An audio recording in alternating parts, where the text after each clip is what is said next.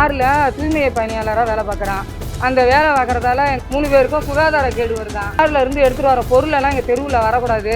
இங்கே மேலே வந்து தொடர்ந்து பெட்டிஷன் மேலே பெட்டிஷனாக போட்டுக்கிட்டே இருக்காங்க. கொலை முயற்சி மாரி பண்ணுறாங்க. ஏற்கனவே ஒரு ஆள் கூலிப்படையை வச்சு இதை வெட்டி காயெல்லாம் பட்டிருக்கு. பொம்பளை பிள்ளைங்களெல்லாம் இழுத்து தப்பாக பேசுகிறாங்க. கேட்டால் குப்பை பொறுக்கி நாய்ங்களா, உங்களுக்கெல்லாம் நடி கௌரவம் வெறும் இது மாதிரி பேசுகிறீங்கன்னு சொல்லி ரொம்ப கேவலமாக பேசுகிறாங்க.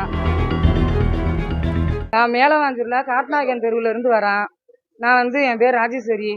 நான் மேலவாஞ்சூரில் பாரில் தூய்மை பணியாளராக வேலை பார்க்குறேன். அந்த வேலை பார்க்குறதால எங்கள் தெருவில் உள்ள ஒரு 3 வீடு தள்ளி ஏவி குமார், நிர்மலா, ராஜேஷ் 3 பேருக்கும் சுகாதார கேடு வருதான். அதனால் பண்ணி வளர்க்கக்கூடாது, பாரில் இருந்து எடுத்துகிட்டு வர பொருளெல்லாம் எங்கள் தெருவில் வரக்கூடாது அப்படின்னு சொல்லி ஒரு 15-10 வருஷமாகவே எங்கள் மேலே வந்து தொடர்ந்து பெட்டிஷன் மேலே பெட்டிஷனாக போட்டுக்கிட்டே இருக்காங்க.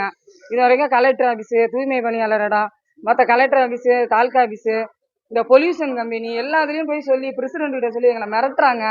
கொலை முயற்சி மாரி பண்ணுறாங்க. ஏற்கனவே ஒரு ஆள் கூலிப்படையை வச்சு இதை வெட்டி காயெல்லாம் பட்டிருக்கு. அவங்களுக்கும் எங்களுக்கும் எஃப்ஐஆர் காப்பி இருக்குது, வழக்கு இருக்குது. இருந்தும் ஹைகோர்ட்டில் போயிட்டு வழக்கு போட்டிருக்காங்க. இந்த வேலையை இவங்க கைவிடணும், அப்படி இல்லைன்னா வந்து இவங்களை நான் வாழ விட மாட்டேன்னு சொல்லி ரொம்ப கேவலமாக பேசுகிறாரு. பொம்பளை பிள்ளைங்களெல்லாம் இழுத்து தப்பாக பேசுகிறாங்க. கேட்டால் குப்பை பொறுக்கி நாய்ங்களா, உங்களுக்கெல்லாம் நடி கௌரவம் வெறும் இது மாதிரி பேசுகிறீங்கன்னு சொல்லி ரொம்ப கேவலமாக பேசுகிறாங்க. அதனால தான் இன்றைக்கி கலெக்டர் ஆஃபீஸில் மனு கொடுக்க வந்திருக்காங்க எங்கள் மேலே.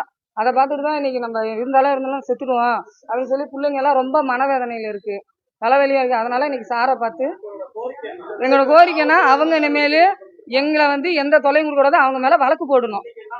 இன்னைக்கு எதனாலன்னா எங்கள் மேலே தொடர்ந்து பெட்டிஷன் போட்டுக்கிட்டே இருக்காங்க. அது இனிமேல் போடக்கூடாது, எங்கள் மேலே தொடர்ந்து வழக்கு போடணும். டெய்லி நிம்மதியாக சாப்பிட முடியல. அவங்க மேலே குமார், நிர்மலா, ராஜேஷ் 3 பேர் மேலேயும் வழக்கு போடணும். எங்கள் பேச்சுக்கு இனிமேல் வரக்கூடாது. அதனால நாங்கள் 4 பேரும் செத்துடுறோம் சார்.